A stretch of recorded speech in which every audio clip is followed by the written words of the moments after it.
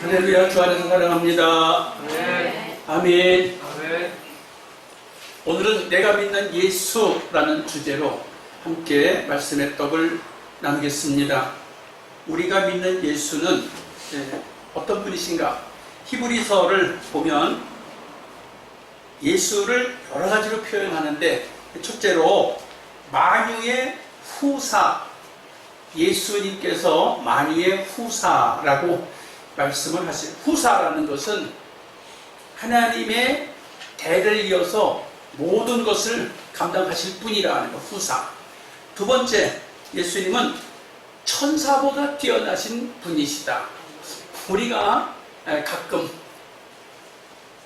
천사 같은 분이다, 저분은 천사 같아, 그렇게 말할 때가 있는데, 천사, 하늘에 속한 존재이지요.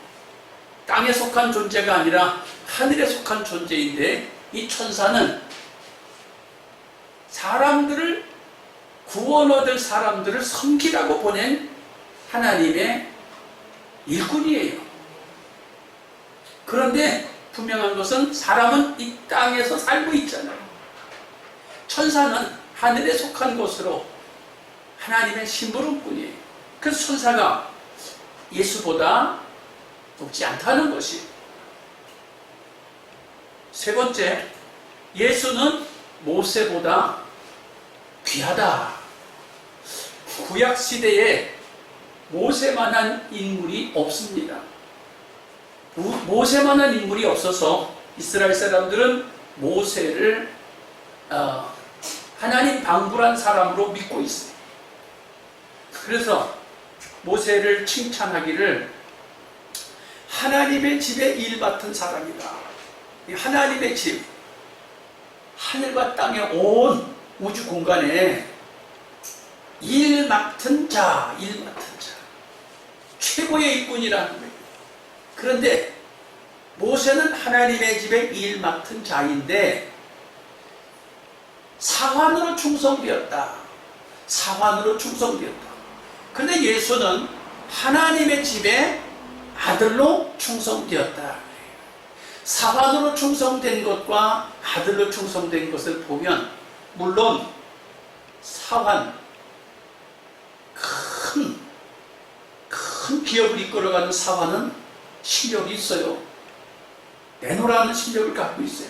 그러나 아들은 아직 큰 회사를 이끌어갈 만한 능력이 없어도 장차 그 회사는 아들한테로 가는 거예요. 그러므로 예수를 그 집 맡은 아들이다. 그러니까 모세보다도 더 크니가 예수라는 거예요. 우리가 믿는 예수는 또 완전한 대제사장이다. 제사장은 어디에서 어떻게 시작이 됐는가 하면, 모세가 이스라엘 백성을 출애굽하게 될 때에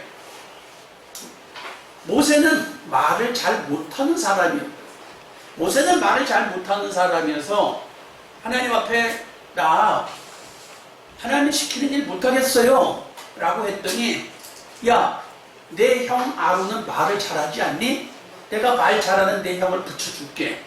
그래서 형이 모세가 할 말을 다 대신해서 사람들에게 설득하고 사람들에게 말하게 해서 다 하나님의 뜻을 전달해서 일을 이루게 했는데, 그가 모세 형 아론이 처음에 제사장이 됩니다. 제사장이라고 하는 것은 하나님과 방불한 존재예요. 그래서 예수님의 그 직분 중에 제사장의 직분, 선지자의 직분, 예언자의 직분이 있는데, 오늘날의 교회 목회자가 제사장의 직분을 감당하고 있어요. 또한 선지자와 예언자의 직분을 감당하고 있는데, 예수님께서 완전한 대제사장이라는 거예요. 제사장이라는 것이 계속, 인간은 수명이 정해져 있잖아요. 수명이 정해져 있기 때문에 그 수명이 다하면 그 다음 제사장이 세워져야 되고, 그 다음 제사장이 또 수명이 다음 또 다음 제사장이 세워져야 되고, 그 지금까지 계속 제사장이 세워졌는데, 예수님은 영원한 제사장이라는 거예요. 바뀔 수도 없고 바꿀 이유도 없는 영원한 제사장이라는 거예요. 그래서 수많은 제사장들 중에도 예수님은 가장 우월하신 완전한 대제사장이시다. 그 다음에 예수님은 새 언약의 중보자이시다. 새 언약의 중보자. 하나님께서 이스라엘 백성에게 10가지 계명을 주셨잖아요. 근데 이 10가지 계명을 다 지킬 수 있는 사람이 없어요. 다 지킬 수 있다고 그러면 얼마나 좋겠습니까? 지킬 수가 없어요. 그렇다고 그럼 10계명이 필요 없느냐? 아니지요. 10계명이 없으면 죄가 죄인 줄을 모르니까 10계명은 또 필요해요. 그래서 예수님께서 새 계명을 우리에게 주셨어요. 새 계명을 주셨는데 그 새 계명을 새 언약이라고 해요.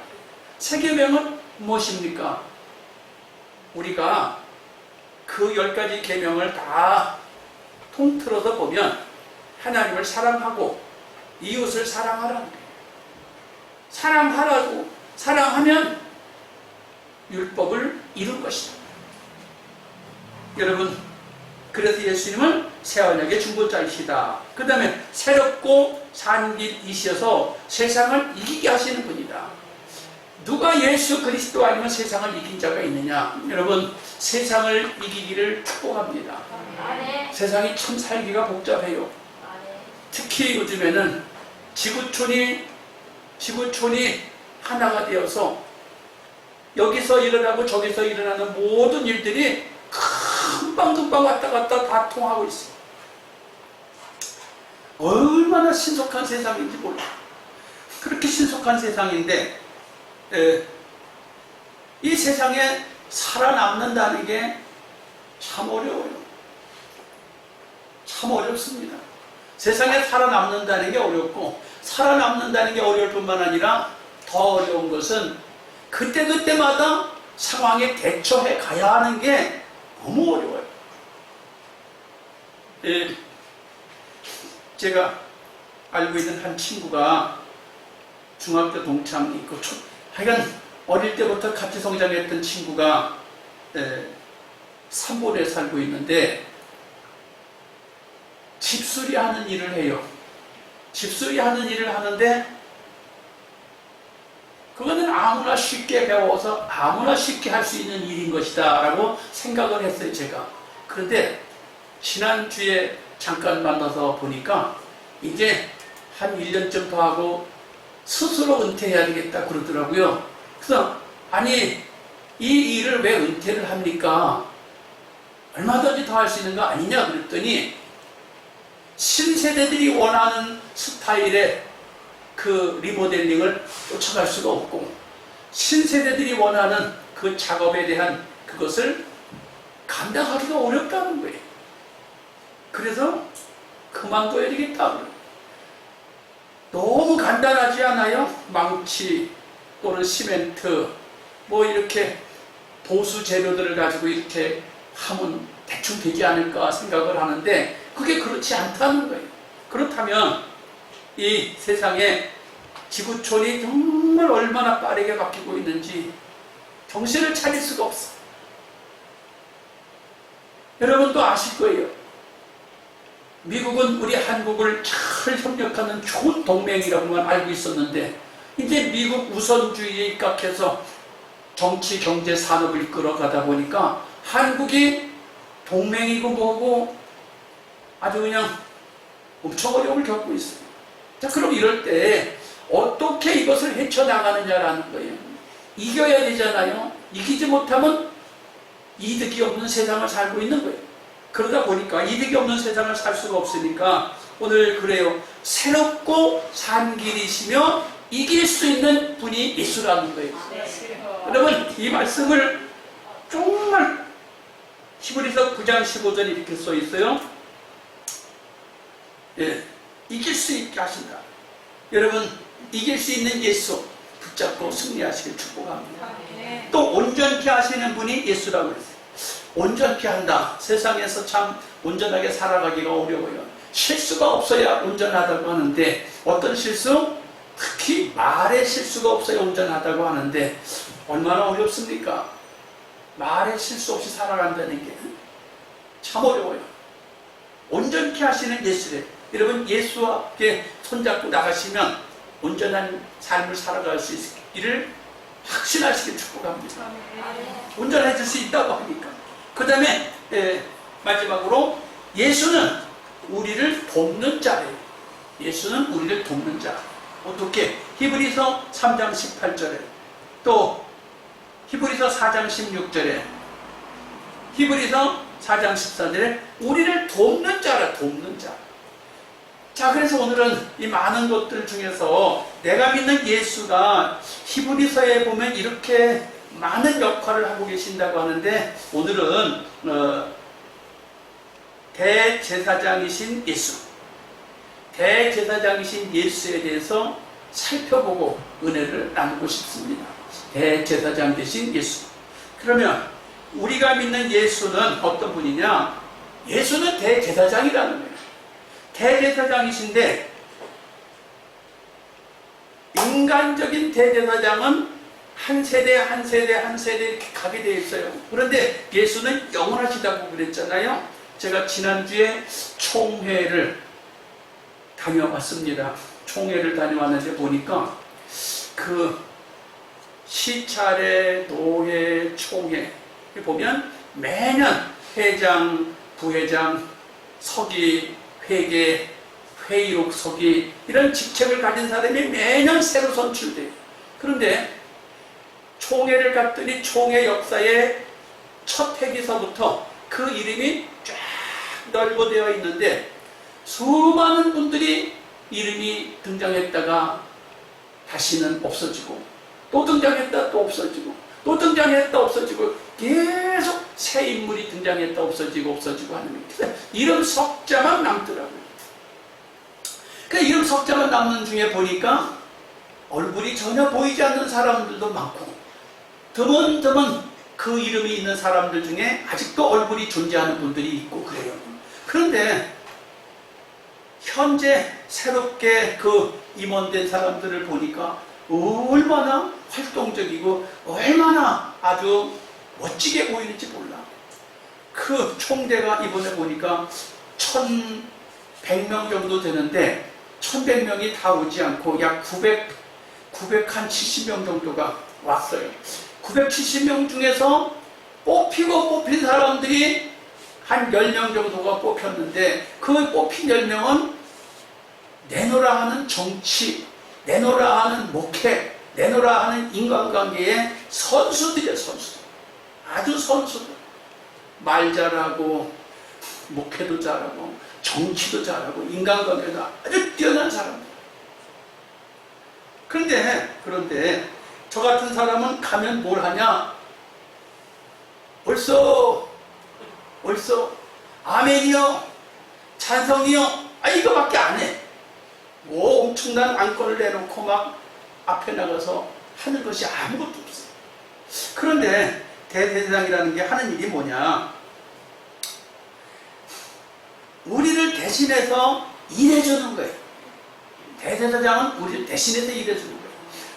수많은 목회자들 중에서 뽑혀서 총대로 갔는데, 총대 중에도 그 임원으로 뽑힌 사람들은 한 해 동안 총회의 모든 일어나는 일들을 책임져 주는 사람들이에요. 그 중에도 총회장 되는 사람이 모든 걸 책임져요. 근데 오늘 이 히브리서 1장 14절에 그러므로 우리에게 큰 대제사장이 있으니 승천하신 자 곧 하나님의 아들 예수시라. 우리가 믿는 도리를 굳게 잡을지어다. 자, 우리가 믿는 예수는 우리를 위해서 오시겠다고 예언되셨고, 우리를 위해서 오셨다고 말씀하셨고, 우리를 위해서 죄를 지셨다고 그랬고, 우리를 위해서 죄를 지고 죽으셨다고 그랬고, 우리 때문에 죽었다가 살아나셨고 하늘로 올라가셨다고 그랬는데, 예수님은 우리를 위해서 일하시는 분이에요. 좋은 예화를 하나 드리도록 하죠. 미국에서 택시 운전을 하는 기사분이 있었는데, 이제 하루 종일 일하고 교대 시간이 다 돼가는데 마지막으로 콜이 왔대요. 그래서 기사분이 콜 온 데 가까우니까 가서 왔다고 빵빵 누리는데 사람이 안 나오더래요. 차를 불러서 사람이 와야 되잖아요. 그래서 또 빵빵 누르는데 안 나오거든요. 교대 시간이 다 됐는데 갈등이 와서 그냥 포기하고 갈까 하다가 아니야, 무슨 사정이 있겠지 하고 그냥 잠깐 기다리기로 했다고 합니다. 그냥 잠깐 기다렸더니 문이 열리는데 조그만 할머니가, 한 90살쯤 되는 조그만 할머니가 보따리 하나를 이렇게 들고, 보따리가 아니라 가방 조그만 거 하나를 들고 문을 열고서 기사 양반 오라고 손짓을 해서 갔더니 저기 저 가방 좀 하나 들어달라고. 그래서 가방을 들고 그 노인을 부축해서 택시에 태워드리고, 택시에 태워드리고 어디를 갈까요? 그랬더니 그거보다 너무너무 친절하게 잘해줘서 고맙습니다 라고 이 할머니가 얘기를 하더래요. 아니 당연히 어머니같이 해드려야죠. 그랬더니 어디를 갈까요? 그랬더니 어디 양로원 갑니다. 양로원이라는 게 우리나라로 하면 마지막 종착지 요양원 가는 거예요. 근데 데려다 줄 사람도 없어. 택시를 부른 거예요. 요양원 가는데 천천히 가주시오. 빠른 길로 가지 말고 돌아서 가주시오. 아, 근데 택시 기사님이 탁 이렇게 그 내비게이션 이걸 치니까 돌아서 가는 길은 너무 빨리 가야 되고 바로 가면 금방 가게 생겼는데 돌아서 가자는 거예요. 왜 그럴까요?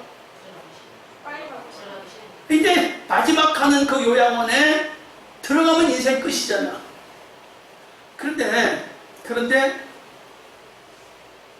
돌아서 가주세요. 그런데 가만 생각해 보니까 가방 가지고 가려고 이렇게 집을 봤더니 집에 사람이 전혀 살지 않았던 것처럼 모든 액자도 떨어져 있고 살림살이는 다 뒤덮여져 있고 다 빈집처럼 천으로 덮어놓고 사진도 딱 떨어져 있고 모든 게 다 정리가 완벽하게 되어져 있는 거죠. 그래서 할머니 소원이니까 탁 느낌이 왔어요. 아, 마지막 가는 길이니까 돌아서 가자고 하시는구나. 그래서 네. 그리고서는 이제 돌아서 가는데 갑자기 생각이 들더래요. 할머니가 혹시 이 근처에 건강하실 때, 살아계셨을 때, 건강하셨을 때 활동하셨던 곳, 일하셨던 곳이 있으면 얘기해 주세요. 그랬더니 할머니가 어디에서 내가 무슨 일을 했고 어디서 무슨 일을 했는데 그 얘기를 해주니까 기사님이 가는 길을 가는 게 아니라 할머니 얘기했던 곳을 그대로 빙빙 돌면서 할머니가 젊어서 일했던 곳, 할머니가 또 어떤 흔적이 있던 곳을 돌면서 한 바퀴 다 돌고 이제 요양원을 도착했습니다. 그랬더니 그 요양사 두 분이 나와서 할머니를 맞이할 준비를 딱 하고 있는 거예요. 그래서 이제 할머니를 부축해서 그 인신계를 하려고 하니까 할머니가 요금은 얼마요? 라고 묻더래요. 그래서 기사가 하는 말이 요금 없습니다. 공짜입니다. 아니, 이 사람아, 밥은 먹고 살아야 될 거 아니야? 네, 오늘 아니어도 손님은 또 있고 돈은 또 벌면 됩니다. 할머니. 그러면서 꼭 안아줬대요. 꼭 안아줬더니 할머니도 기사님을 꼭 안아줬대요. 그러고서 이제 돌아오면서 생각해 볼 때, 여러분, 예수님이 꼭 우리의 삶을 위해서 친히 돌봐주고 계시는 분이 아닌가 생각이 들어요. 예수님이 우리의 삶을 친히 책임져 주시고 돌아와서 우리의 삶을 다 돌아가지고 요금이 얼마냐고 그러니까 우리의 구원받은 요금은 공짜라는 거예요. 여러분, 구원받았는데 구원값이 얼마예요? 여러분의 구원값은 공짜예요. 근데 그 구원값이 공짜가 아니잖아요. 그냥 죽으면 지옥이에요. 그냥 죽으면 하늘나라에 갈 수 없습니다. 근데 주님이 우리를 위해서 십자가를 지셨다는 거예요. 죄를 사해 주셨다는 거예요. 두 번째, 예수는 죄 없는 대제사장이다. 죄 없는 대제사장. 예수님, 히브리서 4장 15절에 우리에게 있는 대제사장은 우리의 연약함을 체휼하지 아니한 자가 아니요 모든 일에 우리와 한결같이 시험을 받은 자로되 죄는 없으시니라.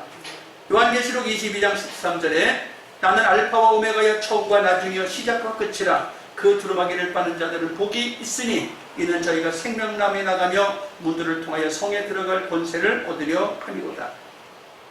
예, 죄도 없는 예수님, 우리의 죄를 대신 지셨지만 죄도 없는 예수님, 그분이 우리의 대제사장이다. 우리는 그 예수님을 어떤 예수님으로 알아봐야 하느냐면 시작과 끝이 되는 분입니다. 시작과 끝이 되는 분인데 그분은 죄도 없기 때문에 우리가 그 예수님을 어떻게 해야 될까? 그 믿는 도리를 굳게 잡아야 된다. 믿는 도리를 굳게 잡는다는 게 뭐냐? 예수님이 죄도 없으면서 죄인으로 죽으셨는데, 그러므로 우리는 주님 앞에 담대히 나가기만 하면 모든 죄가 사해지는 거예요. 모든 죄가 사해지는데, 그럼 사해지는 우리는 감사하고 살아야 돼요. 죄가 다 없어졌는데 세상 살면서 감사하고 살아야 되는데, 감사하고 사는 삶을 살면 우리의 삶은 어떠해야 될까? 감사하고 사는 삶은 사랑하고 용서하고 살아야 돼. 이해하고 살아야 돼. 근데 이 세상 사는 동안에 참 감사하고 이해하고 용서하고 살기가 어려워. 마태복음 8장에 보면 1만 달란트 빚진 자가 있는데, 1만 달란트 빚진 자가 있는데 그 주인이 와서 빚을 갚아라. 그러니까 갚을 돈이 없습니다. 그랬더니 주인이 하는 말이 내 집을 팔고 내 처자식을 팔아서 1만 달란트를 갚아라. 주인이여 용서하소서. 주인이여 용서하소서. 갚을 길이 없나이다. 용서하라고 하는데 갚을 길이 없다. 그럼 주인이 그것을 보고 긍휼히 여겨서 탕감해줬다 그래요. 그 1만 달란트 빚진 이 종을 탕감해줬는데 종이 너무너무 기쁠 거 아닙니까? 처자식을 팔아서도 빚을 갚아야 되는데 탕감받아서 너무 기쁜데, 잠시 기쁜 것도 잠시 용서받아가지고 오는 도중에 자기 집에 동관 하나가 있는데, 그 하인이지요. 하인이 하나가 있는데 붙잡자마자 얼마나 빚이 있느냐? 100데나리온이다. 데나리온. 한 데나리온이 하루 품삯인데 100데나리온이 있어요. 100데나리온의 빚진 자를 만나자마자 빚 갚아라. 빚 갚아라. 아이 주인이여 용서해 주세요. 없습니다. 봐주세요. 차일피일 갚겠습니다 했는데 없다 이게. 없겠다고 하니까, 없다고 하니까 옥에다 가두고 갚을 때까지 못 나온다 하고 성경에 기록되어 있어요. 자기는 1만 달란트의 용서를 받았는데 자기한테 100데나리온 빚진 사람은 용서해 주지 않고 법대로 하겠대. 법대로. 사랑하는 성도 여러분, 우리가 사는 세상에는 용서 못할 만한 일이 많아요. 이해 못할 만한 일이 많아요. 억울한 일도 많아요. 그런데 용서 못할 일, 억울한 일이 많다고 하셔도 우리가 내가 믿는 예수를 돌아볼 때에 나는 1만 달란트 빚진 자처럼 감사하고 살아야 하는데, 감사하고 살 생각은 못하고 용서하고 살 생각은 못하고 이해하고 살 생각은 용서 못하고 나하고 조금 혐의진 사람을 옥에다 가둬야 되겠느냐. 우리 죄 없는 대제사장 되신 예수, 나 대신해서 십자가를 졌는데 우리도 이 세상 살아가는 동안에 용서하고 이해하고 살아갈 수 있기를 주님의 이름으로 축복합니다. 그 다음에 내가 믿는 예수는 어떤 분이냐? 대제사장 되신 예수는 중보자, 돕는 자예요. 중보자, 돕는 자예요. 중보자, 돕는 자라는 것은 나를 대신해서 해야 할 걸 해주는 분이에요. 예수는 돕는 자이시다. 제사장은 돕는 자이다. 예, 목사인 제가 성도들을 위해서 중보기도 합니다. 성도들에서 중보기도 할 때 그것은 나의 기도가 아니라 성도들의 기도를 대신 해주는 역할을 하게 되는데, 여기 예수님께서 우리들에게 돕는 자 역할을 하신다. 그래서 이것을 구약 성경에서는 여호와 이레라, 여호와 이레, 여호와 이레라고 하는데, 여호와 이레가 뭐예요? 여호와의 산에서 준비되리라. 모세가 아니라 여호와 이레라고 하는 이 말은 아브라함이 아들 독자 이삭을 바치라고 하는 말을 듣고 아들을 데리고 번제하러 갑니다. 그런데 세상에 아들을 바치고 싶은 사람이 어디 있어요?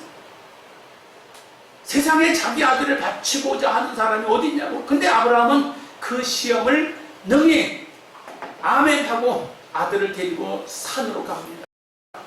근데 그때 단을 쌓고 장작을 쌓고 아들을 결박하여 단에 올리니까 하나님께서 그러시는 거예요. 아브라함아, 내 아들 말고, 저기 독자 아들 말고 저기 수풀에 걸린 양이 있다.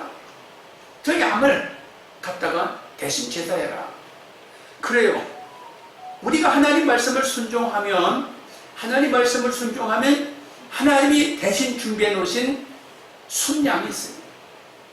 근데 그 순양이 누구냐? 예수님이에요. 하나님이 다 책임지고자 이미 작정하셨어요. 사랑하는 성도 여러분, 주님이 말씀하십니다. 이를 행하는 여호와, 그것을 지어 성취하는 여호와, 그 이름을 여호와라는 자가 이같이 이르노라. 너는 내게 부르짖으라. 내가 내게 응답하겠고 내가 알지 못하는 크고 비밀한 일을 해주겠다, 이루겠다. 여러분, 십계명에 보면 하라고 하는 계명은 2개밖에 없어요. 하지 말라고 하는 거는 8개나 있어요. 그런데 하라고 하는 계명과 하지 말라고 하는 계명을 하면 하나님이 준비한 상급이 있어요. 또 주님께서 하신 말씀 중에서 가라, 오라, 내게로 오라, 5천하 만민에게로 가라, 주 예수 이름으로 주라. 오라, 가라, 예수 이름으로 주라. 너희는 나를 쫓아오라. 이렇게 말씀하신 성경 기절들이 많은데, 주님이 오라고 하실 때 여러분 오시면 예비한 상급이 있어요. 가라고 할 때 가면 예비한 상급이 있어요. 주라고 할 때 주면 예비한 상급이 있어요. 나를 쫓아가라 그럴 때 쫓아가면 예비한 상급이 있어요. 구하라, 그럼 주신대. 찾으라, 그럼 찾게 하신대. 두드려라, 열리게 하신대. 주님은 여호와 이레의 하나님이시다. 예비하신 분이라는 거예요.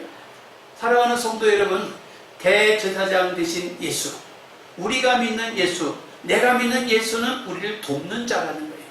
여러분의 삶의 여정 속에서 성령께서 하나님의 말씀 가운데서 가라, 오라, 주라, 쫓아오라, 구하라, 찾으라, 두드려라 하신 말씀을 여러분 아멘 하고 따라가면 주님이 다 예비해 놓으셨어요. 다 예비해 놓으셨는데 우리가 괜히 가라고 하는데 가도 괜찮을까? 오라 그러는데 주님 앞에 가도 괜찮을까? 손해 안 볼까? 주라. 근데 아니 주려고 하니까 계산이 자꾸 돼. 계산하지 말래요. 계산하지 말래요. 찾으래요. 구하래요. 두드리래요. 주님이 다 예비해 놓으셨다는데. 근데 우리는 자꾸 작은 소견에 계산을 하고 작은 소견에 자꾸 머뭇머뭇대고 있어요. 우리가 믿는 예수, 그분은 우리를 돕는 자시다라는 거예요. 그래서 사랑하는 성도 여러분, 예수 이름을 굳게 붙잡고, 예수 이름을 굳게 붙잡고 담대하게 나가십시다. 무엇을? 나를 돕는 자 앞에, 나를 용서해 주신 그분 앞에, 나를 구원해 주신 그분 앞에 담대히 나가시기를 축복합니다. 그래서 이 세상을 여러분 이기세요. 이 세상을 승리하세요. 주의 감창하고 기도합니다. 주여